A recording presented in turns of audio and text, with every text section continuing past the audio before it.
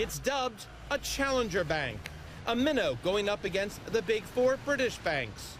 But this smaller bank has a twist, the Virgin name. Virgin Money has gone public on the London Stock Exchange, giving investors a chance to tap into the Virgin brand, as some just did with airline Virgin America.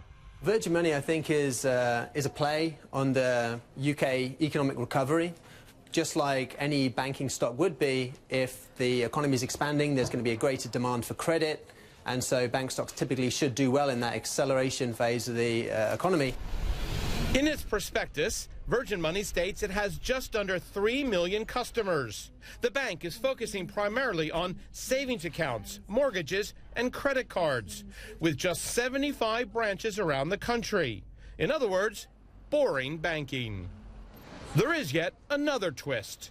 In 2011, Virgin Money bought from the UK government the remnants of the collapsed bank Northern Rock, which saw savers line up outside branches back in 2007, the first run on a British bank in decades, and a scene that was the precursor to the economic crisis. The British government had to take it over. Now that Virgin Money has gone public, it's paying back the UK Treasury more than $77 million out of the proceeds, taking the total amount it's paid back to the UK Treasury to more than $1.5 billion.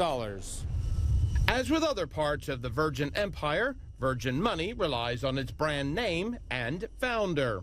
The group warns potential investors that any reputational damage to the Virgin name could make it hard to gain or keep customers at the bank. Virgin did take a major hit when the Virgin Galactic rocket broke up and crashed during a test flight in late October.